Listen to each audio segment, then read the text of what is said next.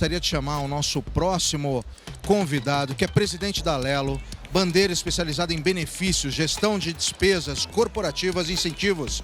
Ele é formado em engenharia de produção pela Escola Politécnica da Universidade de São Paulo, MBA executivo pela FIA USP e especialização em gestão pelo IES Business School. Mais de 30 anos de experiência no setor financeiro. Você, RH, que está nos assistindo, que está aqui, já tem Alelo na sua empresa, tem que ter, né? Não dá nem para pensar em outra bandeira. Cesário Nakamura, venha para cá, meu amigo. Uma salva de palmas. Muito boa noite. Palco da Arena da Escola do Caos é seu. Obrigado. Gostei aqui da propaganda, hein? Que legal. Então você vê, coisa boa a gente tem que indicar, pô. Muito sorte, bom. Obrigado. Muito boa noite a todos. É uma honra e um prazer estar aqui com vocês. Obrigado pelo convite, Escola do Caos. Obrigado pelo convite, Conar. Eu queria começar me apresentando, Cesário Nakamura, estou na Alelo há 3 anos e meio, e começar com algumas perguntas para vocês. Aproveitar essa noite aqui. Obrigado por estarem aqui até esse horário aqui, né? Prestigiando aqui. Bom, vamos lá. Como vocês estão sentindo em relação à cultura da sua empresa hoje? Ela te oferece segurança psicológica? Você vê possibilidades de mudanças? Você se sente confortável em exprimir a sua opinião, sem medo de ser julgado, criticado, até eventualmente ser punido? É uma cultura que está conectada com seus valores? Essas foram algumas das perguntas que a gente, na Alelo, em 2017, nós nos fizemos. Estavam começando ali o processo da transformação digital e para nós era muito importante responder essas perguntas. São perguntas simples, mas são bem complexas, a gente olha no âmago da questão. Porque a gente sabia que para começar uma jornada de transformação digital, a gente teria que responder essas perguntas. Questões fundamentais que estão falando de impacto nas pessoas, impacto em processo, impacto na forma que a gente se relaciona com os nossos clientes. E olhando para o lado da tecnologia, o digital, a gente sabe muito bem que a tecnologia está aí à nossa disposição. E ela traz o quê? Ela traz a possibilidade de a gente, com tecnologia, estar distante, mas ao mesmo tempo estar mais perto.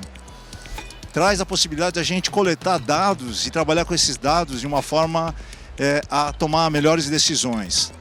A gente também sabe que a tecnologia possibilita dar mais autonomia, abraçar mais tarefas. Mas, ao mesmo tempo, a gente sabia que se a gente não olhasse e não fizesse um trabalho forte de cultura, a possibilidade de que a jornada de transformação digital não fosse bem sucedida era grande. Então, nós olhamos um pouco para a questão da estratégia, né? A estratégia olhando de forma transversal como sendo um grande habilitador para a transformação digital. E aí, olhamos para as questões de cultura, tecnologia e governança, né? Pilares importantes aqui, jornadas de clientes e processos, os projetos de portfólio e agilidade, trazendo agilidade para o centro da discussão. Era importante para nós, naquele momento, 2017, a gente trazer mais conhecimento sobre agilidade. E os habilitadores, pessoas, fundamentalmente pessoas, governança e a tecnologia. E aqui não dá para a gente pensar em transformação digital sem o humano e o digital estarem juntos, de mãos dadas. Então, uma das coisas que nós fizemos ao longo desse processo aqui, quando a gente foi experimentando a transformação digital, a gente viu a transformação digital não está na mão só de TI. Está fundamentalmente, quando a gente fala de transformação, a gente fala de pessoas. E se a gente quer uma transformação de fato, a gente precisa envolver todas as pessoas da companhia. E foi isso que nós fizemos, né? A gente trabalhou em 2020 para trazer um núcleo de agilistas que existia na empresa, estava na área de tecnologia, vejam só. Nós tomamos a decisão de trazer para a diretoria de gente e transformação. Então hoje, o núcleo de agilistas que tem essa função de propagar a transformação digital, ela está vinculado à diretoria de gente e transformação. E aí fizemos a reorganização dos times, das squads, trazendo agilidade para o centro da nossa cultura, né? Ficou muito claro que para a gente poder acelerar esse processo, a gente tinha que adotar um modelo de gestão que impulsionasse o aprendizado. Por quê? Porque a gente entendia que, alinhado ao nosso propósito da transformação digital, era preciso que a cultura fosse centrada em clientes para a gente poder rapidamente se adaptar às mudanças de mercado e desenvolvendo as pessoas que são apaixonadas pelo que fazem, né? Esse era o nosso propósito dentro da diretoria de Gente e Transformação. E como diz a nossa diretora de Gente, a Soraya Abad, que amanhã inclusive vai estar aqui também fazendo uma apresentação, a organização é como um organismo vivo. A gente está sempre aprendendo, sempre em constante mutação. A evolução já fazia parte do nosso DNA, né? A Lelo tem 18 anos, é uma empresa relativamente nova, esse ano a gente faz 19 anos, mas a evolução teve sempre o nosso DNA. Só que a gente precisava dar um passo adiante, que era a questão do aprendizado contínuo, trazer isso de fato para o centro da nossa cultura.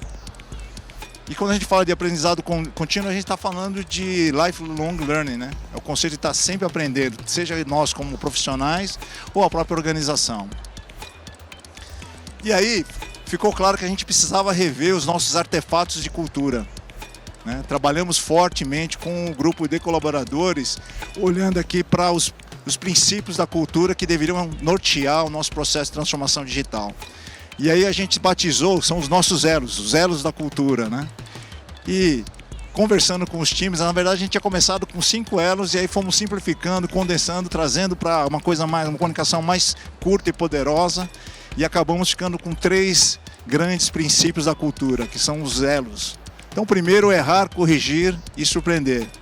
Aqui a gente está buscando constantemente avaliar os riscos e as oportunidades. A gente entende que os erros fazem parte da transformação digital e a gente não deve punir os erros, pelo contrário, a gente deve estimular. E aqui eu sempre digo, feito é melhor que perfeito. A gente tem que estimular isso, a experimentação e a tolerância. A gente tem tolerância ao erro, sim, quando ele é feito por experimentação, mas a gente tem baixa tolerância para a incompetência. Então a gente diferencia o erro da experimentação de um erro movido por alguma incompetência. Isso a gente não tolera. Liberdade para ser quem eu sou, o L. Que aqui a gente fala muito da questão da diversidade, das diferenças de opiniões.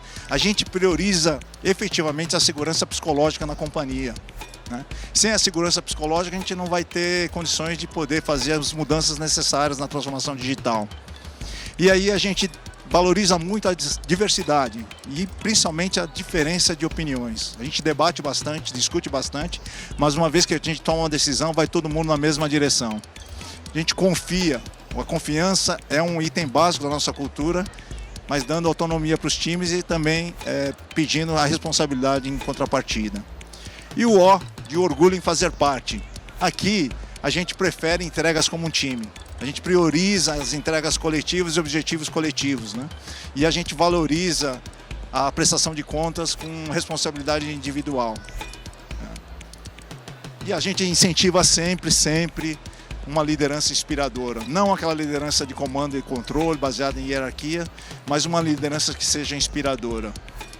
Então, feito essa redefinição dos princípios da cultura, a gente entendia que precisávamos ir para campo para comunicar isso na companhia.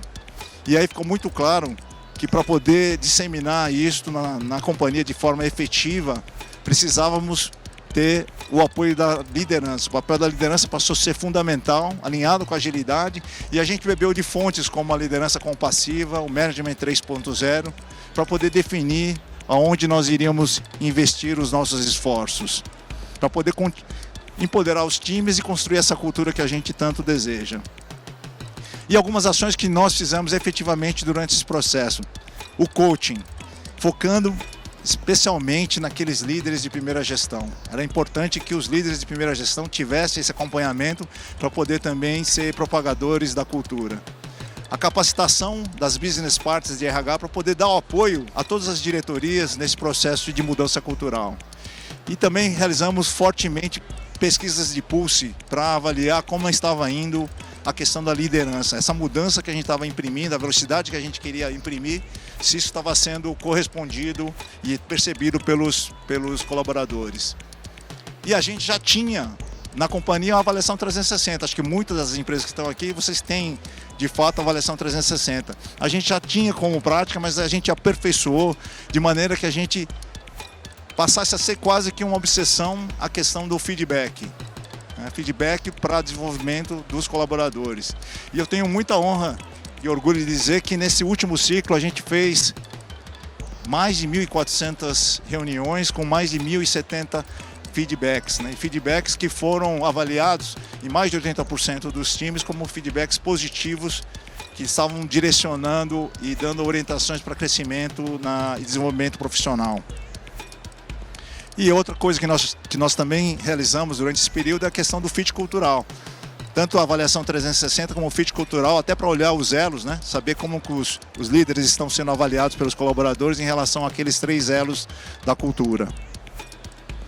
Muito bem, durante a pandemia, acho que como todos vocês, a gente teve grandes desafios e isso só acabou acelerando esse processo da transformação cultural e digital. A gente preparou toda a liderança, já estava preparando eles para a mudança que estava acontecendo, mas a pandemia não estava no script. E quando ela chegou, a gente de fato teve que rapidamente adotar ferramentas e tecnologia para poder, ao mesmo distante, manter essa proximidade com os times. E aí o Teams, para nós, teve um papel fundamental. A gente não era usuário do Teams antes da pandemia, mas aí durante a pandemia hoje é o nosso hub de conhecimento, é onde a gente interage, onde a gente faz as lives, onde a gente faz os vídeos, os one-on-ones. E até porque a gente ainda não voltou, a Lelo ainda não retornou ao trabalho presencial, a gente deve voltar agora em maio. Então o Teams hoje ele é meio que um hub de conhecimento para toda a companhia. E uma outra ferramenta que a gente desenvolveu ao longo do período da pandemia é o Culture Rocks. É uma HR Tech, acho que muitos de vocês já devem ter ouvido falar. A gente fez uma parceria com eles e uma ferramenta muito bacana que eu gostaria de compartilhar com vocês, que é bem simples, mas que traz efetivamente essa questão da tecnologia ajudando a gente a estar mais próximo dos times. Então o Culture Rocks basicamente é uma ferramenta que todos os colaboradores da companhia têm e ele tem o que a gente chama de sentimentos da semana. Toda semana, no começo da semana, todo mundo recebe, inclusive eu recebo um e-mail do Culture Rocks perguntando como foi a semana anterior. E aqui ele tem uma pergunta, como foi o trabalho essa semana? Pergunta como é que foi em termos de disposição, se conseguiu ter realizações, nível de satisfação. E aí tem os emojis, né? O colaborador escolhe o emoji que representou o sentimento principal dele da semana anterior. E olha só que interessante, né? O engajamento é super bacana, principalmente nos colaboradores que são mais jovens, tem esse espírito digital. A gente tem muita participação e engajamento, 79% dos emojis são positivos. E aqui os emojis ditos pelos colaboradores representam muito o apoio do time, o orgulho de pertencer à equipe, o apoio que o gestor deu durante a semana, são coisas que aparecem ali nos comentários dos emojis positivos. E apenas 4% negativos, sendo que o principal emoji que aparece é a questão de demandas inesperadas, né? Então o emoji também serve até como uma ferramenta de calibragem do gestor, de ele olhar, saber se alguém está com alguma dificuldade e chamar para uma conversa baseado no feedback semanal. Então toda semana a gente recebe esse e-mail e acaba preenchendo isso lá na ferramenta. Uma ferramenta bem intuitiva e bem simples de ser utilizada. Na questão do ambiente seguro e saudável, a gente também investiu muito durante a pandemia, né? Houve aí um crescimento de casos de ansiedade, depressão. Nós tínhamos o programa de qualidade de vida que nós fortalecemos e passamos a chamar de saúde integrada, focando em 3 grandes pilares, né? A saúde física, a saúde mental e a saúde financeira. Aqui são algumas das iniciativas que a gente fez no sentido de dar apoio para os colaboradores, principalmente na questão de saúde mental, né? O programa Oriente-me, né? uma Health Tech, né? Para a gente poder, inclusive, olhar como é que estava a questão da saúde mental dos colaboradores e aí fizemos ajudas também, como muitos de vocês, muitas empresas deram em relação à questão de ergonomia e a questão de investimento aí para poder dar uma ajuda de custo durante o home office. O ponto que eu já havia comentado, que o Culture Rocks também ele serve como base, é o sistema que a gente faz o registro da avaliação do 360, onde todos os colaboradores acabam escolhendo, inclusive, não só quando tem membros da equipe, mas pessoas com as quais eles têm relacionamento, né, 2 ou 3 pessoas para poderem fazer parte do ciclo de avaliação. E trabalhamos muito forte na questão de pulsos, pesquisas rápidas para poder sentir como estava a motivação do time, as dificuldades que eles estavam encontrando, né? numa dessas iniciativas com a Oriente-me, nós percebemos que a questão da saúde mental estava muito abalada, principalmente no pico da pandemia, né? Com índices de ansiedade, estresse, depressão elevados. E aí nós tomamos a decisão de fazer um reembolso de 100% das terapias, sessões de terapias para os colaboradores, isso custeado pela empresa. E também teve um super receptividade e foi super bem acolhida pelos colaboradores. Bom, mas acho que o Roberto falou, eu sou engenheiro. E eu gosto de medir as coisas. A gente fez muita coisa, eu falei de muitas coisas bacanas que a gente fez, mas e aí, Cesário? Fala um pouquinho do resultado. Que resultado vocês conseguiram alcançar durante esse período? Então, acho que um resultado que eu gostaria de compartilhar com vocês é o NPS, que o Net Promoter Score, que é uma pergunta, né, em uma escala de 0 a 10, qual a probabilidade de você recomendar o seu gestor direto ou sua gestora direta para outros colegas de trabalho? E olha só a evolução que nós tivemos desde 2019, né? Mais 54, mais 69 e agora essa última recente, foi feita esse ano, agora no comecinho do ano, mais 74. Você sabe no conceito de Net Promoter Score que zona de excelência é de 75 em diante. Então a gente bateu na trave, faltou um pontinho ali para a gente atingir a zona de excelência, mas se a gente vê a evolução nos últimos anos, eu tenho certeza que na próxima medida a gente deve atingir a zona de excelência. E uma outra pergunta importante, né? A gente participa de vários rankings, né? No caso aqui da GPTW, que foi a nossa última mensuração no final de 2020, onde nós atingimos 93% de índice de confiança geral, que deixou a gente bastante orgulhoso, um avanço de 7 pontos em relação à pesquisa anterior, e que se a gente olha o benchmark, né, GPTW Top 10, a gente estaria entre as Top 10 nesse quesito.